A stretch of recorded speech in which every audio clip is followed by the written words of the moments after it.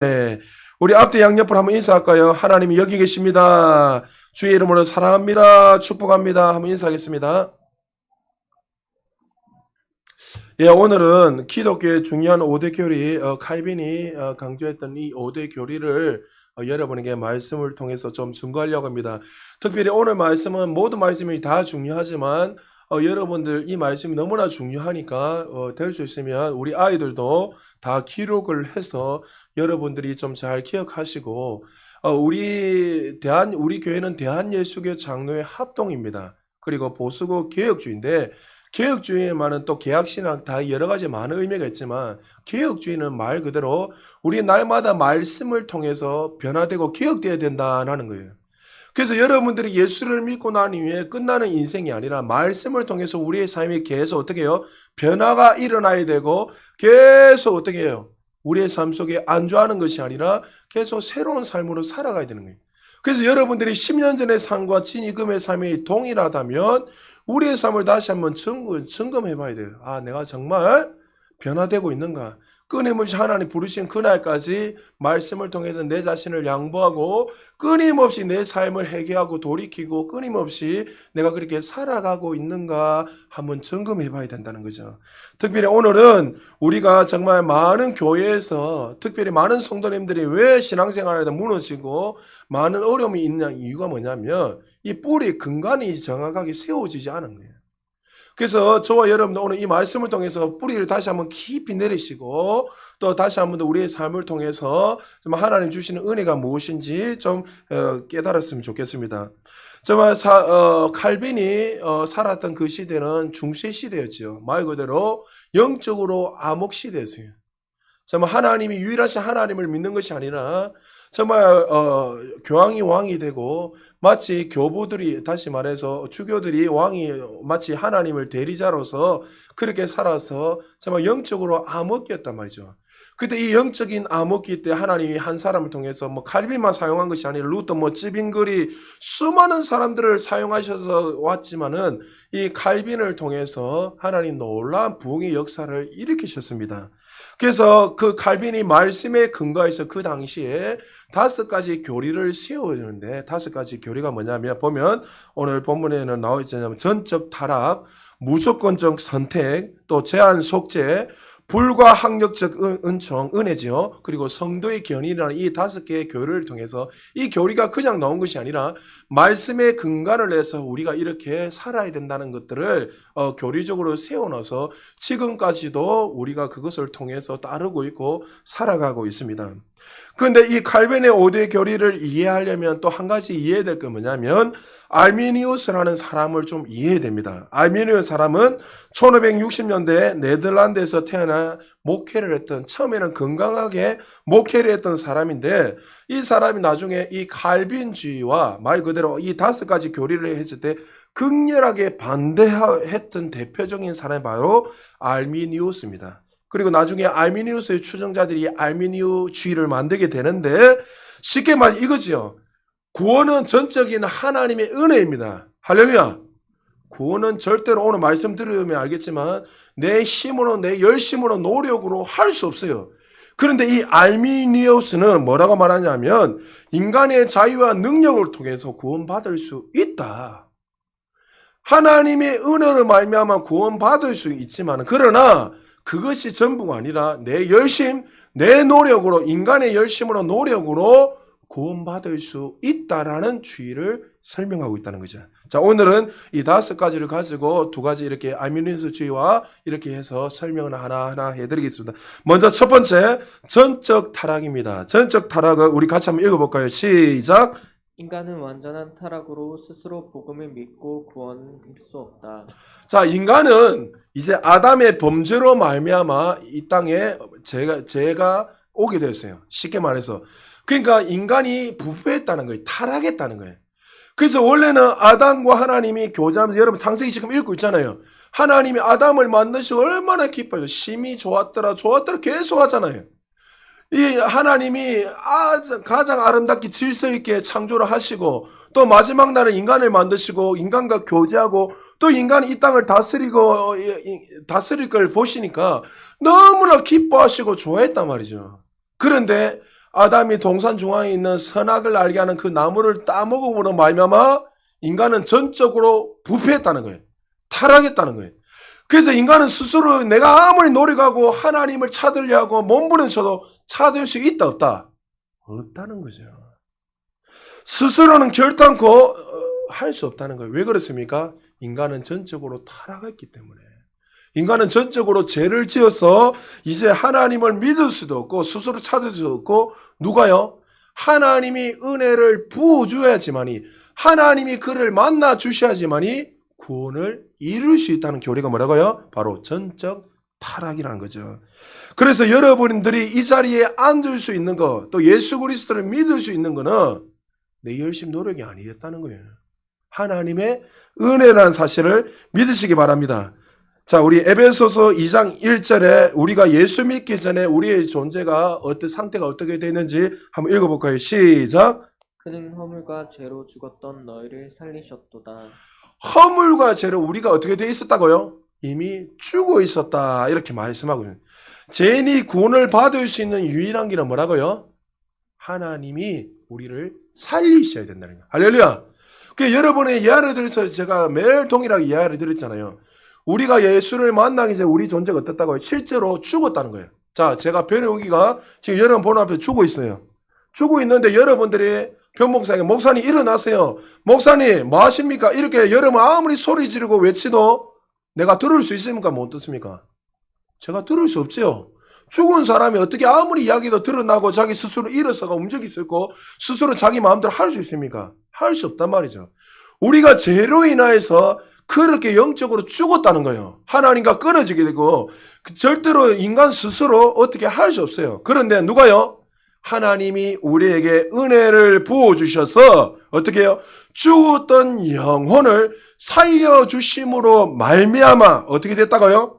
우리를 예수 그리스도를 믿게 한 거예요. 할렐루야. 그래서 저와 여러분들은 전적으로 타락한 존재다. 그래서 우리는 유일하게 구원받을 수 있는 것은 하나님의 은혜라는 거죠. 알미니안 주의자들은 이 전적 타락을 다르게 설명합니다. 비록 모든 인간들이 타락했고 전적으로 부패했지만 부분적으로 타락했다 이렇게 주장합니다. 그래서 우리는 스스로 어떻게 해요? 구원을 선택할 수 있다 이렇게 가르칩니다. 하나님이 구원을 우리에게 할 수 있지만 그것이 아니라 우리의 열심으로 노력으로도 구원을 받을 수 있다고 주장합니다. 내가 예수를 믿고 구원을 얻든지 아니면 믿지 않고 형벌을 얻든지 내 주관적으로 자의적으로 선택을 구원을 할 수 있다는 주장이 바로 알미니안주의가 주장하는 거죠. 그들의 주장은 100% 잘못됐지. 왜요? 우리는 죄로 인해 죽었던 자들이기 때문에 우리를 구원받을 수 있는 유일한 길은 누구밖에 없습니까? 생명 대신 예수 그리스도가 우리를 살려야 되는 거예요.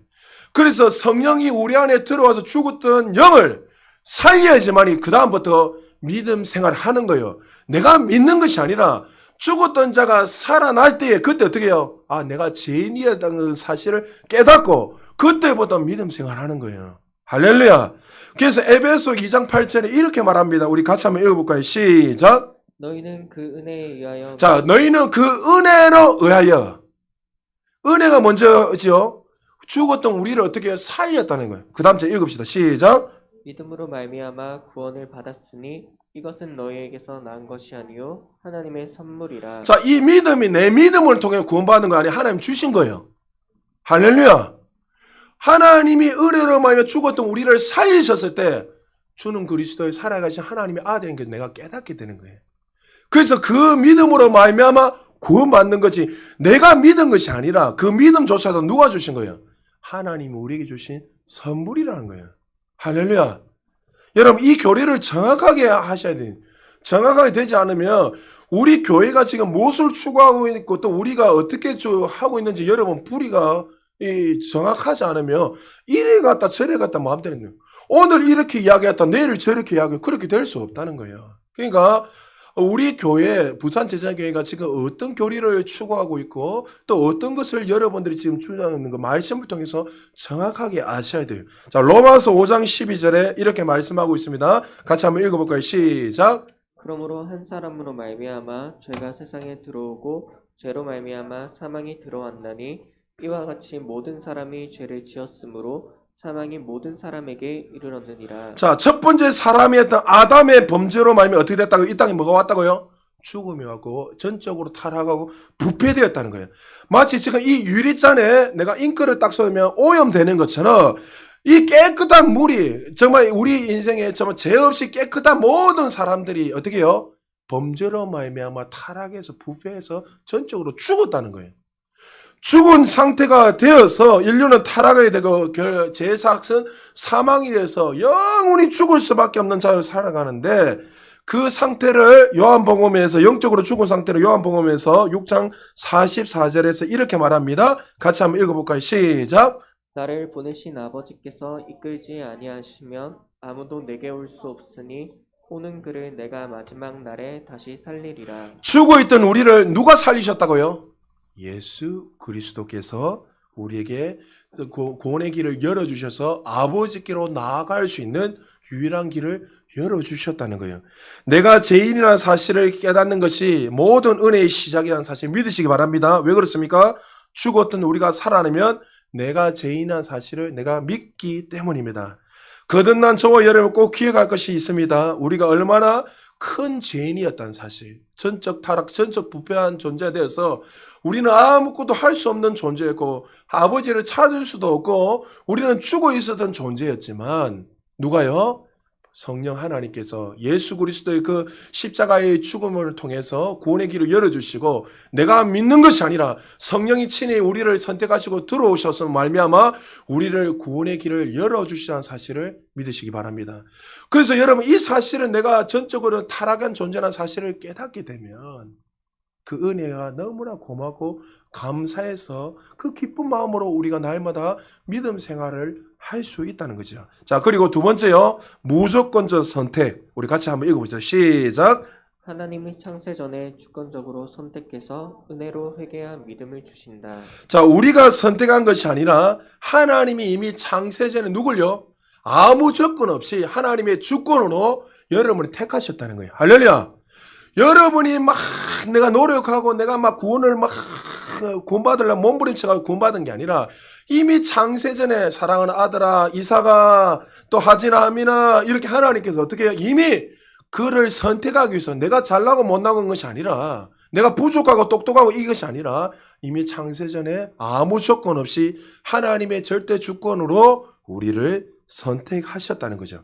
에베소 1장 4절 5절 같이 한번 읽어보겠습니다. 시작. 곧 창세 전에 그리스도 안에서 우리를 택하사 우리로 사랑 안에서 그 앞에 거룩하고 흠이 없게 하시려고 그 기쁘신 뜻대로 우리를 예정하사 예수 그리스도로 말미암아 자기의 아들들이 되게 하셨으니. 할렐루야. 하나님의 기쁘신 뜻대로 이미 창세전에 저와 여러분을 택하셨다는 거예요.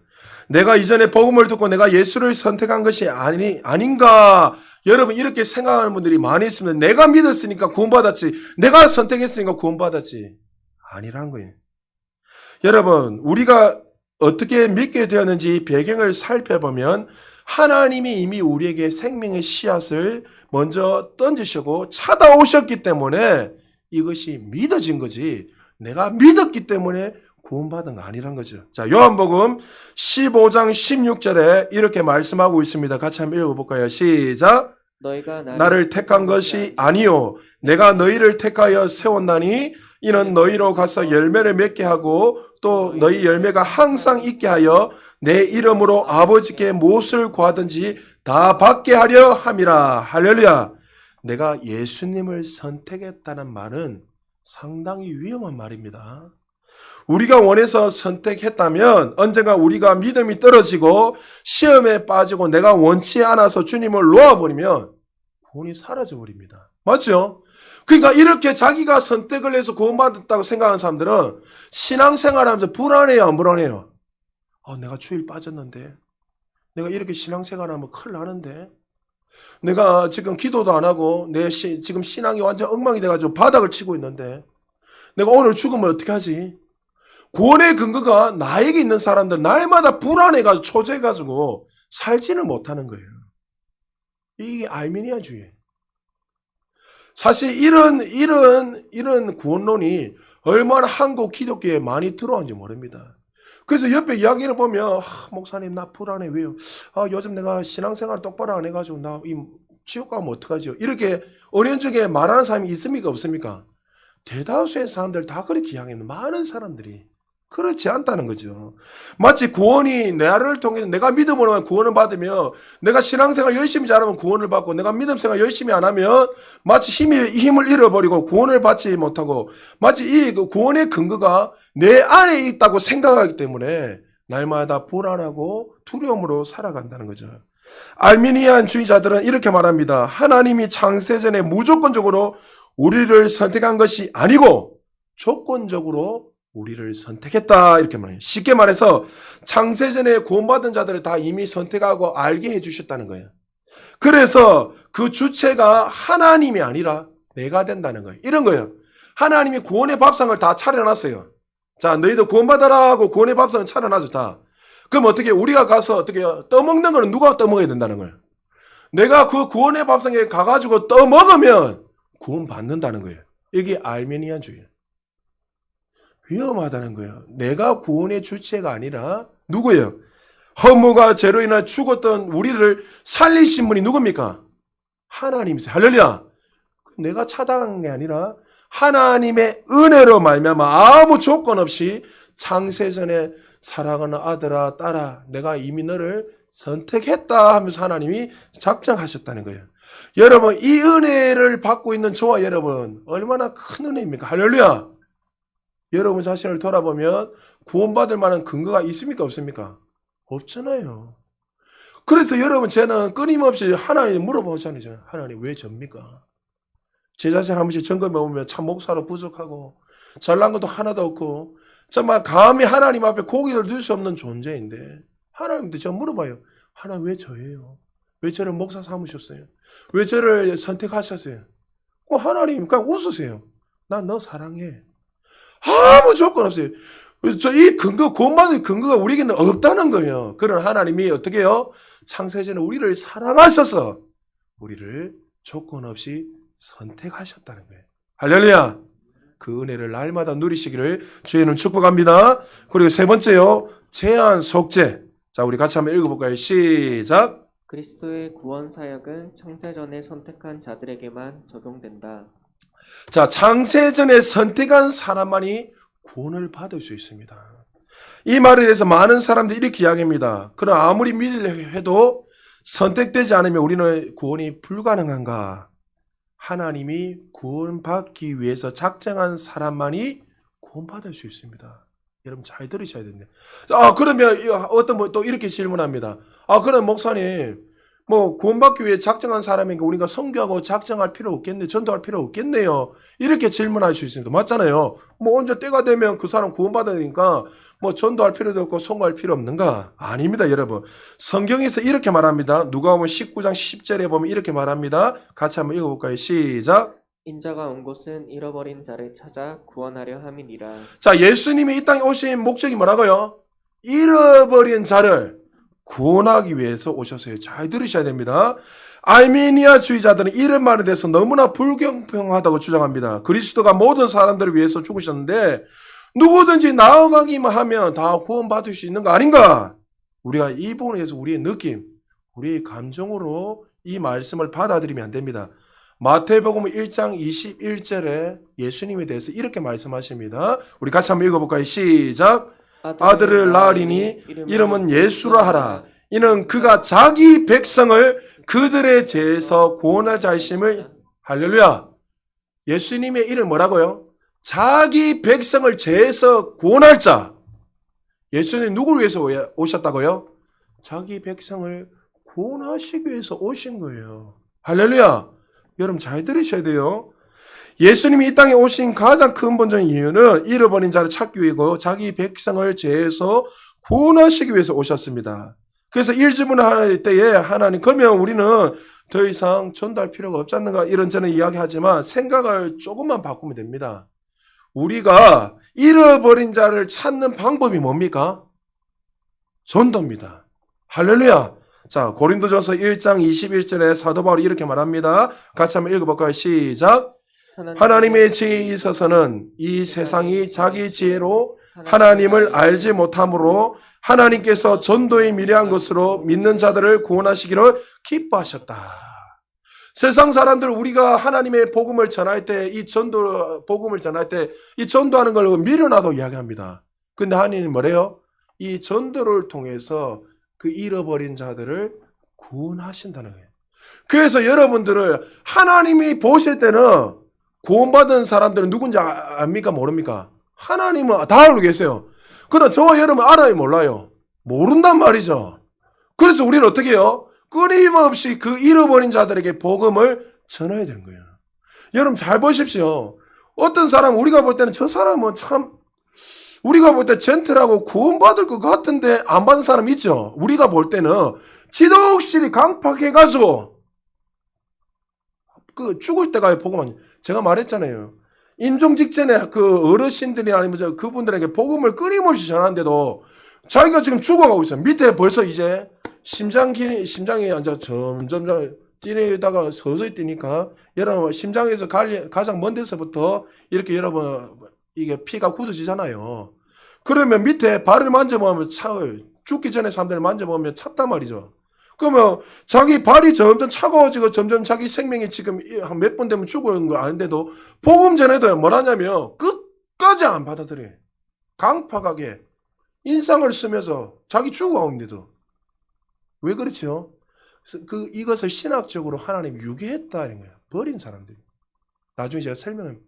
그냥 장세전에 택감 받지 않으니까 이 사람은 아무리 자기가 믿으려고 몸부림쳐 열심을 가져도 믿을 수가 없는 거예요.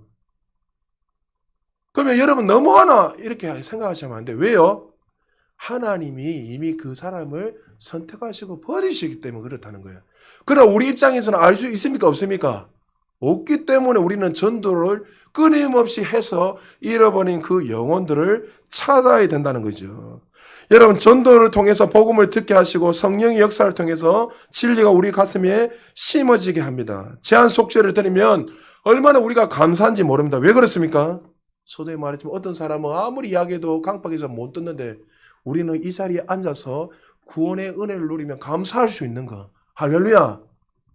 이거 깨달으면 여러분요 내 입술에 날마다 감사가 나는 거예요. 그래서 여러분들 보면 이 자리에 앉아있는 분들 보면 어느 날 갑자기 여러분들이 오고 싶은 마음이 생겨 믿어지잖아요. 끊임없이 아버지 어머니에게 복음 전할 때는 아우 싫다 시끄럽다 네 혼자 잘 믿고 잘 살아라 이렇게 남편이 아내가 그렇게 이야기하다 어느 날 갑자기 어떻게 해요? 내 갈래 이라고 일어서는 분들 있잖아요. 그러니까 이 자리에 여러분 앉아있는 거 하나님의 전적인 은혜고 사랑이라는 사실을 믿으시기 바랍니다. 우리의 노력과 결단이 아니라 하나님 주시는 전적인 은혜로 말미암아 이 자리에 앉아주시는 거 늘 고맙고 감사하시고 그리고 여러분 주변에 아직까지도 구원받지 못한 자들이 있다면 그 전도를 통해서 잃어버린 자를 찾는 사실을 기억하시고 여러분들 우리가 전도하지 않으면 잃어버린 자를 찾을 수 있습니까? 없습니까? 없다는 말이에요. 그래서 끊임없이 여러분의 남편, 아내, 또 가족들을 이 복음을 통해서 전도를 통해서 이 구원의 그 자리에 세워줄 수 있도록 저와 여러분들이 열심히 섬기시기를 주님 축복합니다. 그리고 네 번째요. 불가항력적 은총, 은혜. 자, 같이 한번 읽어봅시다. 시작. 하나님의 은혜는 거부할 수 없으며 이 은혜가 임하면 반드시 구원을 얻는다. 불가항력적 은혜를 깨달으면 우리 한 사람 한 사람이 주님이 찾아오셔서 그 구원의 은혜를 얻고 있는 저와 여러분이 얼마나 감사한지 모른다는 거죠. 감히 우리가 찾을 수도 없고 얼굴과 얼굴을 볼 수도 없는 하나님이신데 우리에게 찾아오셔서 우리 속에 임마누엘로 영원히 함께 하신다는 거예요. 불가항력적 은혜라는 말을 들으며 비판하는 사람들 중에 이렇게 말합니다. 그럼 우리가 로봇입니까? 하나님이 찾아오시면 무조건 그것을 받아들이고 그 말대로 살아야 됩니까? 하나님 우리를 로봇으로 만들지 않으셨습니다.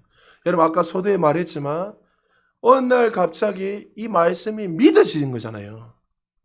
여러분 평소에 동일하게 말씀을 듣고 동일하게 기도하고 또 어떤 사람은 평소에 이야기하다 듣지도 못하고 엉뚱한 소리 하다가 어느 날 갑자기 어떻게 해요? 이게 믿어지고 깨달아지잖아요. 불가항력적 은혜라는 거예요. 내가 믿은 게 아니라 누가요? 하나님이 그를 선택하셨기에 어느 날 하나님 보실 때는 때가 되어서 그것이 믿어지는 거예요. 그런데 여러분, 지금도 여러분 말씀을 듣고 있지만 어떤 사람은 이것이 막 깨달아지는 사람이 있는데 어떤 사람은 도대체 이게 무슨 말인지 모르고 내가 뭐 어떤 데 저떤 데 일하다가 어느 날 갑자기 막 눈물을 흘린단 말이죠. 아, 하나님 나를 너무나 사랑하시는구나. 하나님 나를 위해서 예수 그리스도를 보내서 십자가 못 박혀 죽이셨구나. 이것이 깨닫게 되니 얼마나 많은지 모릅니다. 성경에도 그 일들이 수없이 많습니다. 사도행전 16장 14절에 이렇게 말씀합니다. 같이 한번 읽어볼까요? 시작. 두아디라시에 있는 자색옷감 장사로서 하나님을 섬기는 루디아라 하는 한 여자가 말을 듣고 있을 때 주께서 그 마음을 열어 바울의 말을 따르게 하신지라. 두아디라시에 자색옷감 장사 루디아가 있었습니다. 그는 하나님을 섬기는 사람이었습니다.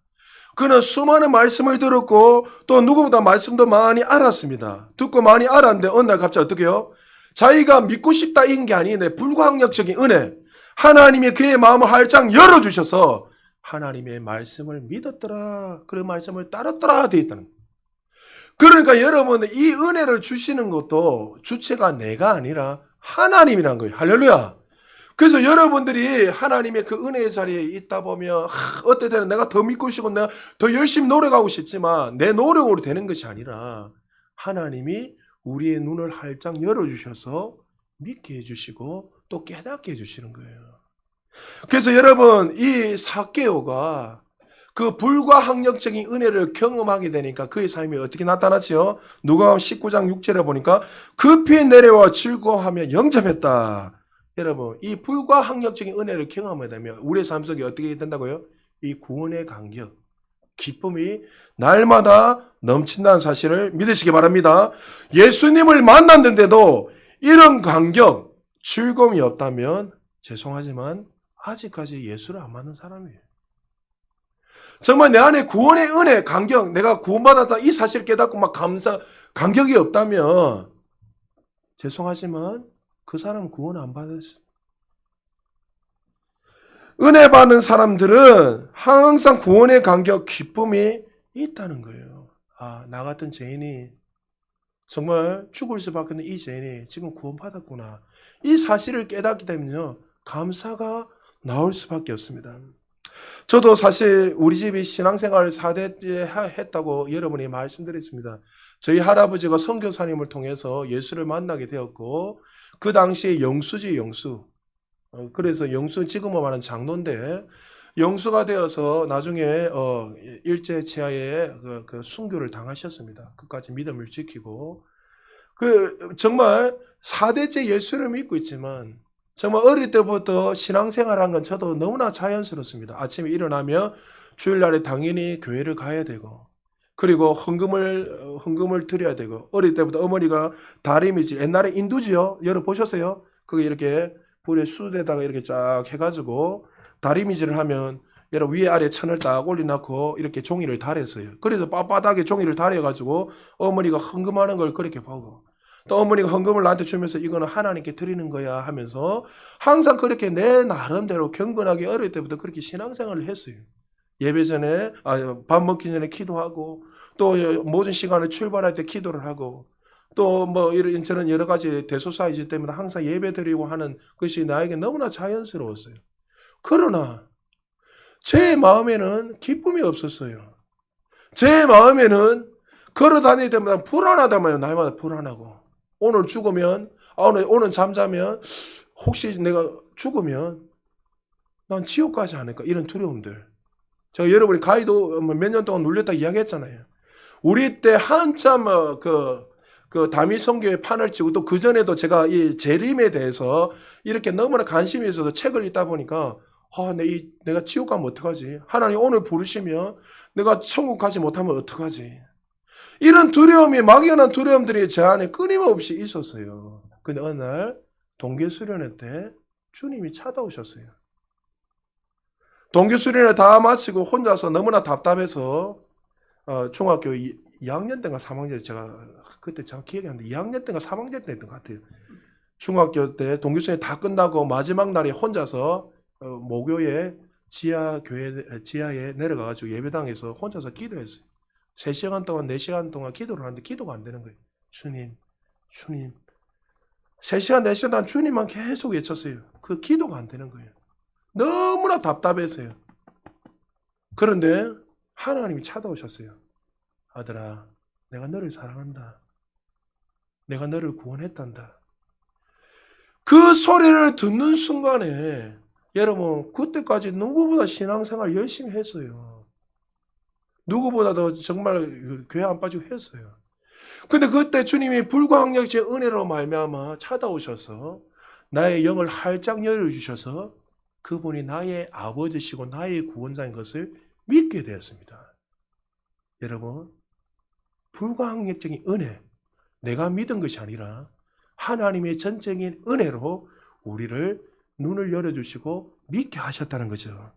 알미니안 주의자들은 다르게 말합니다. 성령님이 부르심이 있다고 해도 인간이 원하면 거절할 수 있다고 생각을 합니다. 굉장히 위험한 말입니다. 성경에서 어떻게 말하는지 볼까요? 사도행전 13장 48절 같이 한번 읽어봅시다. 시작! 이방인들이 듣고 기뻐하여 하나님의 말씀을 찬송하며 영생을 두시기로 작정된 자는 다 믿더라. 할렐루야! 영생을 두시기로 작정한 자는 다 믿더라. 할렐루야! 이게 누가요? 내가 믿은 것이 아니라 하나님이 그들에게 불가항력적으로 은혜를 부어주셔서 열어주셨다는 거예요.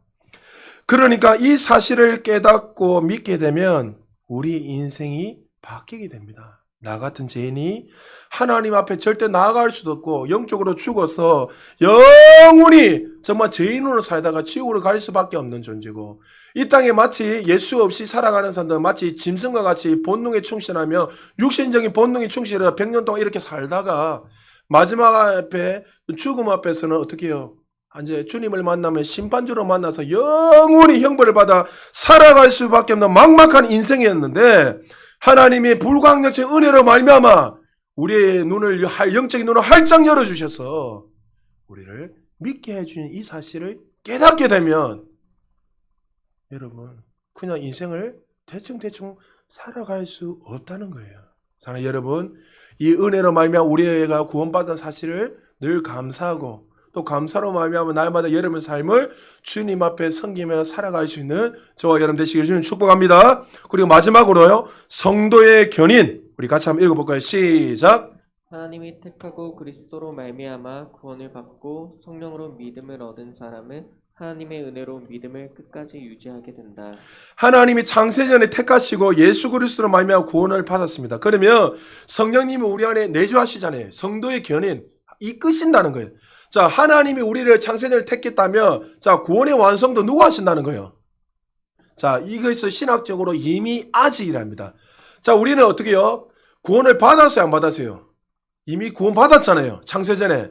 그렇지만 구원의 완성은 언제 되는 거예요? 죽고 나면 구원은 완성되잖아요. 할렐루야. 그럼 하나님이 우리를 선택했다면 선택하는 우리를 버립니까? 버리지 않습니까? 끝까지 우리를 어떻게 해요? 책임져 주시고 어디까지요? 영원한 하나님의 나라까지 반드시 구원을 완성하신다는 거예요. 할렐루야. 구원의 주체가 하나님이십니까? 냅니까? 하나님이란 거예요. 할렐루야. 그러니까 이런 거예요. 하나님이 우리의 손을 꼭 잡고 있어요. 구원. 자, 사랑하는 아들아, 수민아, 너는 구원받았다. 창세전에 구원하셨어요. 그럼 손을 꼭 잡고 있어요. 하나님 이렇게. 잡고 있으면 여러분 구원의 주체가 하나님 때문에 내가 아무리 손을 놔도 이게 손이 나집니까? 안 나집니까? 안 나지는 거예요. 하나님이 끝까지 인도하시기 때문에. 그러니까 여러분 이 사실, 이 성도의 견인 구원을 하나님이 하시는 사실을 알게 되면 여러분 다리 벗고 편안하게 잘 수 있어요? 못 자요? 잘 수 있죠. 근데 자꾸 구원의 주체가 내라고 생각하니까 내가 조금만 잘못하고 뭐 실수하면 구원 탈락되는 거 아닌가? 망하는 거 아닌가? 이게 알미니아주의. 그러니까 주변에 많은 사람들이 우리 정죄하잖아요. 네가 이렇게 신앙생활 해가지고 되겠나? 망한대. 이렇게 이야기합니다. 그러니까 그것 때문에 두려워가지고 막 불안하니까 헌금도 더 많이 하려고, 더 많이 헌신하려고, 내가 좀 더 여러분 헌신은 은혜 때문에 하는 거지 이 헌신을 통해서 구원받는 게 아니란 말이죠. 하나님을 만난 사람들 그 은혜의 간격에서 따라 나오는 게 헌신이잖아요. 할렐루야. 근데 내가 헌신을 많이 하니까 내가 열심히 섬기니까 구원받는다. 그럼 이 구원은 누구한테 있는 거예요? 나에게 있다고 생각하는 거예요. 구원은 내가 하는 게 아니란 거죠.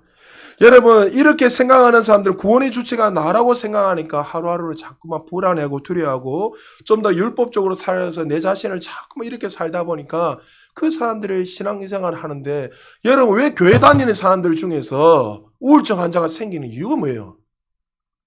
자꾸만 하나님이 하나님을 믿지 않고 내가 뭔가를 자꾸만 하려니까 두려워하는 거예요. 여러분, 예수 믿는 사람들 중에서 교회 나온 사람 중에 우울증 약 먹는 사람 많아요? 많이 없어요? 많습니다. 저한테 상담 오는 사람들 중에 장로님도 있고 권사님도 있고 부자도 있고 다양한 사람 얼마나 많은지 몰라요. 요즘 젊은 아이들도 약 먹는 사람 많잖아요. 맞죠? 스트레스 너무 많이 받아요. 젊은 아이들이. 우리 아이들 스트레스 안 받게 주님 축복합니다. 할렐루야. 조그만 스트레스는 괜찮아요. 왜요? 여러분, 그것은 여러분을 오히려 또 이렇게 업그레이드 시킬 수 있기 때문에. 공부에 대한 스트레스도 안 받는 사람들은 그냥 아무 생각이 없어요. 그냥 자기가 업그레이드 상관없이. 근데 자기가 업그레이드 되기를 원하는 사람들은 좀 그 적당한 스트레스가 있어야지 전진이 있어요. 뭔가 내가 좀 더 이렇게 하고 해야지만이 전진이 일어나지. 아무 스트레스 없이 가만히 있는 사람들은 이 전진이 없단 말이에요. 신앙도 마찬가지입니다. 자, 빌립보서 1장 6절에 보면 주님이 이 견인에 대해서 이렇게 말씀하십니다. 같이 한번 읽어볼까요? 시작. 너희 안에서 착한 일을 시작하신 이가 그리스도 예수의 날까지 이루실 줄을 우리는 확신합니다. 할렐루야. 하나님 우리의 착한 일 시작. 하나님이 우리에게 구원을 주신 그 하나님께서 언제까지요? 그리스도 예수의 날까지, 마지막 날까지 우리를 인도하시리라. 할렐루야. 마치 이런 거예요. 하나님이 우리를 구원하시면 우리는 정말 이 세상에서 가장 안전한 배, 가장 큰 배에 올라타 있습니다. 그럼 어떻게 해요? 비바람도 보고 풍랑이 심으면 배가 흔들흔들 거릴 수 있어요. 흔들거리면 여러분 그 배 안에서 여러분들 이렇게 자빠지고 쓰러질 수 있단 말이죠. 그렇지만 쓰러지고 자빠질 수 있지만 여러분들이 그 배에서 어떻게 해요? 떨어져 나가는 게 아니라 그 가장 안전한 배에서 여러분 흔들릴 수는 있지만 가장 안전한 배에서 그렇게 가고 있는 거예요. 그것이 뭐라고요? 성도의 견인. 하나님께서 우리를 그렇게 인도하신다는 거예요. 그래서 성도의 견인이라는 말을 개혁신학자 R.C. 스플로우는 이렇게 말합니다. 하나님의 보호하심이다. 이렇게 장인은 좀 더 이렇게 부드럽게 설명하고 있습니다. 그러니까 구원받은 사람들은 성도의 견인을 통해서 하나님이 우리를 7번, 8번, 9번 넘어져도 하나님이 보호하시고 지키시고 인도하시기에 끝까지 어떻게 해요? 그 넘어진 가운데 또 일어서서 넘어진 가운데 또 일어서서 끝까지 우리를 인도하시는 거예요. 그래서 거듭난 저와 여러분들 보면 우리의 삶을 보면 어떨 때는 절망을 말하고 죽음을 말할 수도 있지만 그 가운데서도 다시 일어서게 하시잖아요. 그 이유가 뭐예요? 하나님이 우리를 이끄시기 때문에 그런 거예요. 할렐루야. 여러분이 정말 세상에서 아무도 내를 잡아주지 않는 것 같고 믿었던 남편조차도 아내조차도 가족조차도 마치 나를 버린 것처럼 여겨질 때가 있다면 어떨 때는.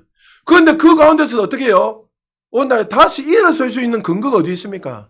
하나님 우리를 보호하시고 하나님 우리를 인도하시기 때문에 그 가운데서 다시 일어서는 거예요. 할렐루야. 여러분, 내가 한때 믿음 생활을 누구보다 잘하고 믿었는데 이렇게 믿음이 떨어지는데 지옥 가는 거 아닌가? 그리고 연로하신 부모님들을 두고 이런 걱정을 합니다. 우리 어머니 지금 기력이 점점 약해지고 또 어떨 때는 치매기가 와가지고 정말 신앙생활 잘하다가 치매기가 와가지고 내가 누군지도 모르고 또 내가 또 예수라는 예자가 누군지도 모르고 이렇게 있는 분들이 있는데 목사님 그러면 그분이 구원받을 수 있는가? 여러분 이렇게 생각하는 분 있어요. 여러분 그게 지금 어때요? 내가 구원을 받을 수 있다가 내가 믿기 때문에 구원받을 생각이기 때문에 여러분 치매가 걸려도 예수님의 이름이 희미해진다 하더라도 하나님 창세기에 택한 사람은 반드시 구원하십니다. 할렐루야. 이 사실을 믿으세요. 제 이야기가 아니잖아요. 하나님이 말씀하셨습니다. 다시 한번 말씀드립니다.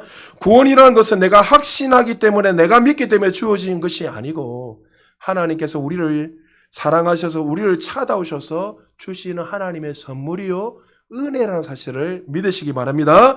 그 은혜로 말미암아 우리가 믿음을 가지게 됐고 때로는 육신의 질병을 인해서 또 믿음이 연약해지고 또 기력이 약해져서 내 기력이 약해져서 예수님의 예자가 잘 생각나지 않다 하더라도 하나님의 손이 우리를 붙들고 계시기에 반드시 성도의 견인 하나님이 반드시 구원하신다는 사실을 믿으시기 바랍니다. 요한복음 10장 28절에 이렇게 말씀합니다. 같이 한번 읽어볼까요? 시작. 내가 그들에게 영생을 주노니 영원히 멸망하지 아니할 것이요 또 그들을 내 손에서 빼앗을 자가 없느니라. 할렐루야. 이 말씀을 들으면서 영생을 받은 사람은 영원한 생명을 누린다고 했는데 도중에 타락한 사람은 어떻게 됩니까? 이렇게 질문하는 사람이 있습니다. 현재의 삶이 엉망진창이라도 이 사람은 구원받을 수 있습니까? 이렇게 질문합니다. 그렇지 않습니다. 구원받은 사람들에게 반드시 우리의 내면에 근본적인 변화가 일어나게 됐습니다. 잘 들으십시오. 만약 이전에 교회를 열심히 다니고 열심히 믿었다가 지금은 전혀 신앙인의 모습을 살아가지 않는다면 사실 이 사람은 그 전에 근본적인 내면적인 변화가 없는 사람이에요. 다시 말해서 그 사람은 구원받지 않았기 때문에 지금 그게 나타나는 거예요. 반드시 구원받으면 내면적인 변화가 일어나게 돼요. 거듭남이 일어나게 되면 반드시 우리의 삶 속에 부족하고 연약해도 어떻습니까? 하나님의 말씀을 따라가게 돼 있는 거예요. 할렐루야. 그래서 이전에 막 어떤 사람은 교회를 열심히 다니다가 타락하고 막 헌신을 많이 했는데 왜 저렇습니까? 이렇게 말하는 사람 사실 내면적으로 사실 그 사람은 주님을 안 맞는 사람이에요. 그러니까 여러분들 항상 기억해야 될 게 뭐냐면 겉모습을 통해서 저 사람이 구원받았니 받지 못했니 이렇게 평가하면 안 된다는 거예요. 자꾸만. 대표적인 사람은 누굽니까? 가룟 유다잖아요. 가룟 유다 12제자 중에 12제자입니다. 12제자. 3년 6개월 동안 예수님을 가장 측근으로 따랐어요. 그리고 얼마나 셈법이 뛰어나고 얼마나 그 12제자 중에서 정말 칭찬을 받았기에 뭐 했습니까? 회개를 했어요. 회개. 여러분 돈을 아무나 맡깁니까? 신뢰할 수 있는 사람 맡기잖아요. 근데 예수님이 뭘 했습니까? 마태복음 26장 24절에 보니까 가룟 유다에게 차라리 태어나지 않았으면 제게 더 좋을 뻔했다. 이미 그는 창세전에 뭐라고요? 하나님 벌써 저 사람은 아니다 하는 것을 벌써 선택하셨어요. 여러분 잘 들으십시오. 성도의 견인 하나님이 택한 백성들을 끝까지 버리지 않으시고 천국까지 인도하는데 알미니아주의자들은 그렇게 말하지 않습니다. 우리가 구원을 얻었다 하더라도 우리가 열심히 살지 않으면 구원을 탈락할 수 있다. 내가 믿음 생활 열심히 하지 않고 내가 노력하지 않으면 구원이 탈락할 수 있다. 이렇게 주장합니다. 상당히 위험하죠. 그냥 구원은 누가 주시는 거예요? 하나님만이 할 수 있는 거예요. 할렐루야. 마치 자꾸만 내 노력으로 내 열심으로. 그래서 여러분 요즘 자유주의자들 어떻게 합니까? 알라를 믿어도 부처를 믿어도 뭐 천주교를 다녀도 뭐 교회를 다녀도 나중에 최종적으로 쫙 올라 우리는 어떻게 해요? 다 만나게 돼 있다. 그래서 우리는 한 형제요. 그래 대통합을 이루자 이렇게 요즘 한참 대통합이잖아요. 정치도 대통합, 모든 걸 대통합이에요. 여러분 교리가 다른데 어떻게 대통합이 됩니까? 그게 속으면 안 된다는 거예요. 유일한 길은 오직 한 길 예수 그리스도밖에 없습니다. 할렐루야. 그것도 하나님의 은혜로 믿어지는 거지. 그 여러분 지금 자연스럽게 믿잖아요. 지금 이게 은혜라는 거예요. 할렐루야. 혹시 여러분 가운데 아직도 예수님이 내 구세를 믿지 않는다면 불안해하지 마시고 하나님이 또 여러분에게 은혜를 불광의 은혜를 통해서 열어주실 때가 있단 말이죠. 그러니까 두려워하는 것이 아니라 오히려 어떻게 그 은혜를 갈망하세요. 할렐루야. 저도 말했잖아요. 어릴 때부터 그렇게 열심히 했지만 중학교 때까지 교회 누구보다 열심히 다녔어요. 찬양도요. 제 친구하고 둘이서요. 가장 크게 불렀어요. 소리를. 목소리 크게 부르면 장땡인 줄 알고 그러니까 어른들이 지나가니까 나는 못 모르고 소리 크게 예수 살 이렇게 불렀어요. 제가. 그러니까 어른들이 아이고 우리 혜옥이 목소리 크고 찬양 잘 부르네. 이게 칭찬하는 줄 지금 지나보니까 얼마나 소음인지 몰랐어요. 제가. 그렇게 누구보다 열심히 찬양도 했단 말이죠. 그런데 내 안에 뭐가 없다고요? 구원의 감격이 없었어요. 오늘 죽으면 걸어가면서 도시공사 그때 한참 우리 제 중학교 때 도시공사하면서 가스를 다 교체했단 말이죠. 도시가스. 그러면 여러분 철판으로 다 돼 있잖아요. 그게 지나가면 폭발하면 죽으면 어떡할까 두려워가지고 이렇게 걸어가다 아파트 이 벽이 무너지면 내 죽으면 어떡할까 잠자면서도 내 아파트 무너지면 어떡하지 이렇게 불안하게 제가 살았어요. 제가. 그런데 아까 말했지만 하나님의 은혜를 부어주셔서 믿게 된 거예요. 디모데후서 4장 18절에 이렇게 말씀하십니다. 같이 한번 읽어볼까요? 시작. 주께서 나를 모든 악한 일에서 건져내시고 또 그의 천국에 들어가도록 구원하시리니 그에게 영광이 세세 무궁토록 있을지어다. 아멘. 할렐루야. 우리를 천국에 들어가도록 인도하시는 분이 누구라고요? 하나님이세요. 할렐루야. 두렵고 떨림으로 구원을 이루라, 이 말은 네 열심으로 네 노력으로 이 해라는 것이 아니라 주어진 직분들을 잘 감당하는 그 이야기지, 내가 두렵고 떨림으로 내가 최선을 다하면 구원이 탈락된다, 이 말이 아니라는 거죠. 사례하면 구원의 주체는 내가 아니라 하나님이야. 그러니까 여러분 두려워하지 말고 지금 구원 받았으니 이제는 그 구원의 길을 기쁨으로 감격함으로 하나님이 붙든 그 손을 꼭 잡고 걸어가기만 하면, 어떨 때는 고난도 올 수도 있고 또 어떨 때는 내가 말씀 앞에서 제대로 살지 못하다 보니까 다른 것들을 선택함으로 말하면 환난도 올 수도 있고 다양한 올 수 있어요. 그러나 그 환난을 두려워한 것이 아니라 누구요? 환난 가운데도 우리를 보호하시고 지키시고 우리를 영원한 천국으로 인도하신 그 하나님을 바라보셔야 돼요. 할렐루야. 그러면 그 가운데서도, 폭풍 가운데서도 잠잠하게 기쁨으로 감사함으로 살아갈 수 있다는 거죠. 마치 우리가 부족하고 연약해도 99 양을 두고 잃어버린 한 마리 양을 끝까지 찾으시고 인도하시는 그 하나님의 사랑, 그 사랑이 있기에 무너진 가운데서도 우리가 소망을 가질 수 있고, 또 우리는 그 넘어진 가운데서도 두려워하지 않고 하나님의 손이 있기에 우리는 감사함으로 오늘도 내일도 살아갈 수 있다는 거죠. 자, 우리 두 점만 더 읽고 마무리할까요? 바울이 이런 가운데 이런 고백을 했습니다. 로마서 8장 38절, 39절 같이 읽겠습니다. 시작. 내가 확신하노니 사망이나 생명이나 천사들이나 권세자들이나 현재일이나 장래일이나 능력이나 높음이나 깊음이나 다른 어떤 피조물이라도 우리를 우리 주 예수 안에 있는 하나님의 사랑에서 끊을 수 없으리라. 할렐루야. 하나님의 사랑에서 끊을 수 없다. 할렐루야. 바울은 이 확신이 있었기에 고난을 받아도, 그가 노인이 되어서 감옥에 들어가도, 어떤 때는 억울한 것 때문에 2년 3년 감옥에 들어가고 이해할 수 없는 수많은 죽음의 가운데, 고통 가운데 있어도 그가 기뻐할 수 있는 이유가 여기 있었다는 거예요. 하나님이 하나님 되시고 어떤 상황 가운데서 하나님의 사랑이 절대로 우리를 끊을 수 없기에 그 안에서 늘 기쁨으로 감사함으로 살아갈 수 있었다는 거죠. 오늘 교육교단이 가장 중요한 5가지 교리를 설명했습니다. 그런데 이 5가지 교리를 설명하면서 칼빈이 가장 강조한 것이 하나가 있습니다. 따라합시다. 하나님의 절대적인 은혜다. 할렐루야. 우리를 죄로 인하여 완전히 타락하여 아무 소망 없이 영원한 지옥을 갈 수밖에 없는 존재였지만 하나님의 절대적인 사랑과 은혜로 말미암아 우리에게 찾아오시고 우리를 영원한 천국으로 인도하시는 그 은혜가 있기에 우리도 이 가운데서도, 어떤 상황 가운데서도 감사할 수 있고 기뻐할 수 있다는 거죠. 이제 여러분, 우리가 해야 될 일이 하나 있습니다. 그게 뭐예요? 그 은혜에 감사해서 하나님이 우리에게 주신 그 은혜 아세요? 최선을 다해서 하나님의 영광을 드러내야 되는 거예요. 우리가 해야 될 것은 그거밖에 없다는 거죠. 고린도전서 15장 58절 이걸 읽고 말씀 마무리하겠습니다. 같이 읽겠습니다. 시작.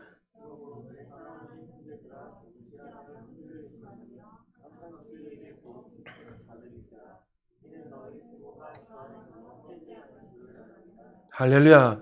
생명이 끝날 때까지 말씀 위에, 이 하나님의 진리의 말씀 위에 든든히 서서 여러분 주의 일 열심히 힘쓰시기를 축복합니다.